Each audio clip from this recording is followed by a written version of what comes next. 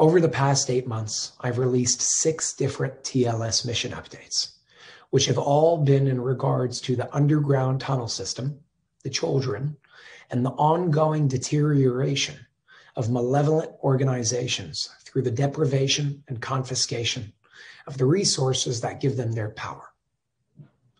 Today will mark not only the 7th TLS mission update, but also the first TLS mission update that's publicly being spoken about in regards to cooperation between TLS and extraterrestrial life. I find it to be no coincidence that this is all coming out right before June 1st, a day that will be focused on disclosure on behalf of the Pentagon in regards to extraterrestrial life and extraterrestrial technology. Although the intentions behind those disclosing this information is questionable, as they may not have the best intentions, as they may not hold our best interests in mind. There is a current ongoing operation known as Operation Water between TLS and an extraterrestrial race from a planet known as Tzia, spelled Tzia in English. As I've said many times in the past, Tzia, along with other extraterrestrial races, are in constant communication and cooperation with TLS for the greater good of humanity. For those of you who are not familiar with Tzia, they're an extraterrestrial race who is actually written about in the Zohar, which is a group of mystical books tied to Kabbalah, written approximately 2,000 years ago. The people of Tzia have been experiencing a major water shortage on their planet, which is negatively impacting their population as a whole. For quite some time now, they've depended on ice fields suspended in space, along with planet Earth, for their source of water. Some of you may be aware of the occasional mysteriously disappearing lake known as Lake George in Australia. The people of Tzia are responsible for that. However, they mainly depend on ice fields suspended in space for their source of fresh water for their own uses. They possess a technology that allows them to condense their water to facilitate the process of traveling with such large quantities of water. Until now, they were only able to take fresh water from large lakes and massive ice fields, but that's all about to change. The people of Tzia have developed a new technology that allows them to significantly condense and travel with salt water, while being able to convert that salt water into fresh water for their own use, for their own survival. This means that not only did they find a solution for themselves, but they're also helping us along the way by combating rising water levels.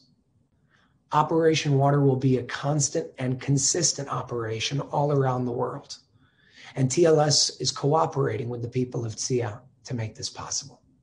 In the past, they would use a vacuum technology that would allow them to suck water up into their crafts while hovering above it. However, they now use a different form of immersion technology, where the entire craft submerges itself underwater and sucks the water in while simultaneously significantly condensing it, so they can bring water back to their planet. Their vehicles can travel at extremely high speeds, both outside of the water as well as inside of the water. The size of their vehicles can range anywhere from half the size of a football field to 3 times the size of a football field. However, sometimes they could get even bigger than that. Most of their crafts are in the shape of circular saucers. However, they do possess and they do use crafts of all shapes and all sizes. In regards to this specific operation, they generally come in one craft at a time and usually do so at night in order to lower their chances of being detected.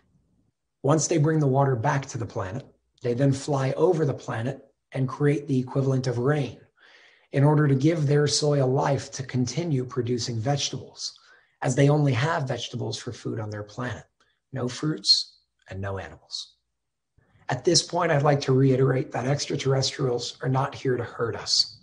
They've been here for thousands and thousands of years, and if they wanted to hurt us, they would have already done so. Their level of awareness is extremely high, one that is not in resonance with realities like evil and war and corruption and greed. Those realities, those ideas, those concepts are foreign to their level of awareness. They're foreign to the way that they live their life because they are not in resonance with that. Now, I don't know what the Pentagon is going to be releasing on June 1st and throughout the month of June as a whole. But what I can tell you is the mainstream media has been preparing and priming us all, and I quote, for a threat to national security.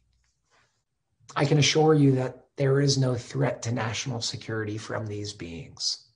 Whatever happens over the next few weeks, over the next few months, I ask you all to remain calm, and I ask you all to use discernment with all the misinformation that is going to be shared on a very wide level from people who we have been taught to trust. Extraterrestrials are here to unite with us and to live in harmony with us.